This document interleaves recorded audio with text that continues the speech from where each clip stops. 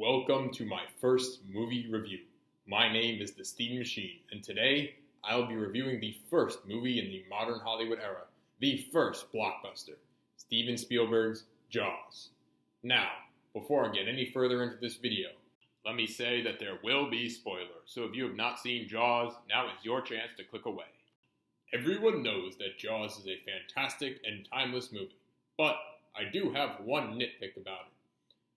We did not get to see Chief Brody and Matt Hooper's reaction to Quint's death. I really wish the camera had panned over to Chief Brody when Quint was getting eaten by the shark. If we could have seen some emotional reaction on his face, but we were not able to see that. Also, Matt had almost no reaction when Brody told him that Quint was dead. As I said, these are minor nitpicks and they had almost no effect on my enjoyment of the movie. Now, on to what makes Jaws great. I'd like to start with what I think is the most important part of any movie, the script. Jaws was originally a book that was adapted to fit the big screen. Peter Benchley, the original author of Jaws, worked closely with Spielberg on putting together the script for the theatrical adaptation of his book. Jaws is a prime example of a book adaptation where the director worked with the writer and it turned out really well.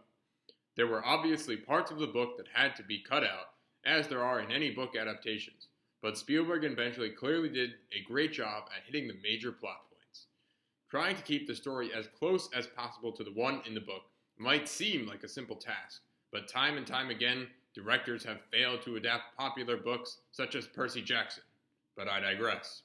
The scenes in Jaws flow logically from one to the next, and the story does an excellent job of building tension, which brings me neatly along to the next great aspect of Jaws, the direction.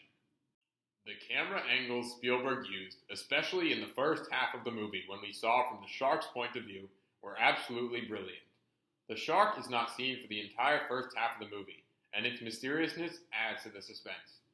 After the first scene with the shark attack, anytime anyone else entered the water, the tension would immediately increase because the shark could attack at any time. One example of this is early in the movie when the beaches were open and the people were screaming. The screams of those on the beach sounded just like the screams of those who had been eaten by the shark earlier in the movie, but it was just people having fun. What made the screams believable was not only their similarity to the screams from those who had been eaten by the shark, but also Chief Brody's reaction to hearing each scream. Spielberg would have the camera on Brody's face when someone screamed, only to reveal a couple of seconds later that there was no shark. Each scream added suspense to the scene, and it was still a surprise when the shark actually showed up. Steven Spielberg's shots and direction were masterful, but he couldn't have done it without his actors. Roy Scheider, Richard Dreyfuss, and Robert Shaw were perfectly cast in their roles. They put on performances that made me feel like they were real people in those situations. Arguably the best scene in the movie is when Brody, Quint, and Matt were all sitting below deck on the boat, while Quint was telling his war story. I really got the sense that after the war, Quint kept looking for adventure, and explained why he wanted to go after the shark in the first place. Robert Shaw's monologue held my attention the entire time, getting more mysterious by the second. Although the performance of the monologue was fantastic and a great use of foreshadowing, it would not have had nearly the same effect if it wasn't for the score written by John Williams. The Jaws theme is one of the most iconic themes of all time.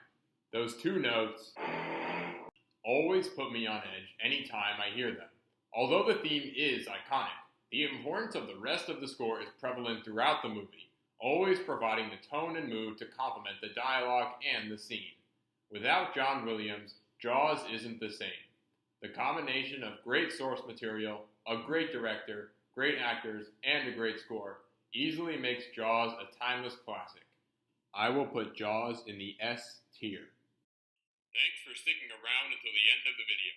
Make sure to hit that like button and subscribe to the channel for more content like this. Also, comment down below which movies you would like to see me review next. I'll see you next time for more movie